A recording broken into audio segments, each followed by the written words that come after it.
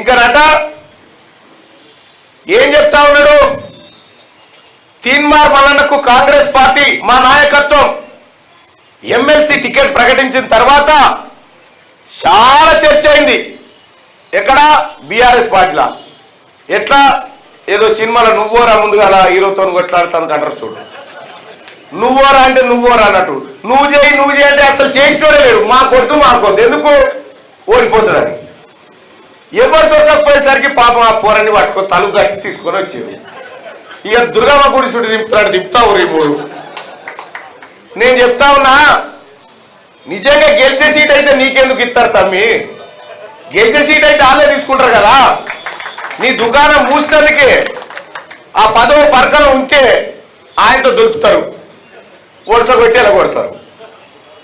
ఆయన నట పట్టభద్రులకు అండగా ఉంటాడట. ఆయన కండగా పార్టీ వాళ్ళే లేరు. ముందుగా ఆయన పార్టీ వాళ్ళు ఆయనకు అండగానే లేరు. రివ్యూ మీటింగ్ పెడదామంటే వాడు పట్టకు లేడు. నిన్న నర్సంపేట కాడికి పోతే మొత్తం హాల్ నిండా వేల మంది పట్టభద్రులు వచ్చి కూర్చున్నారు. నిన్న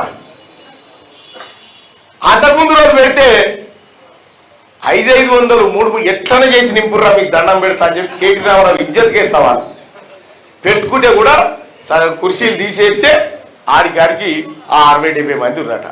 ఇక ఆయన గీంకారాలు చేస్తూ ఉంటాడు. ఏమని? రాకేష్ రెడ్డి గెలిస్తే మెడలో వస్తాడట. ఎవరి మెడలో వస్తాడు? ఎవరి మెడలో ఎవడో వస్తాడు? రాకేష్ రెడ్డి ప్రశ్నిస్తాడట. వీళ్ళకి టికెట్ ఇవ్వకపోతే గతంలో బీజేపీ నేనే ప్రశ్నించిన. మళ్ళా వీళ్ళకే దిక్కు దివారం లేదు. వీళ్ళు పట్టభద్రులను ఉద్ధరిస్తారు.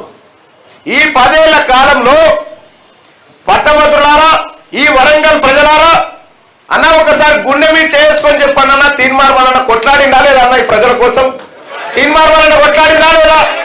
ఈ ప్రజల కోసం జైలు పోయిందా?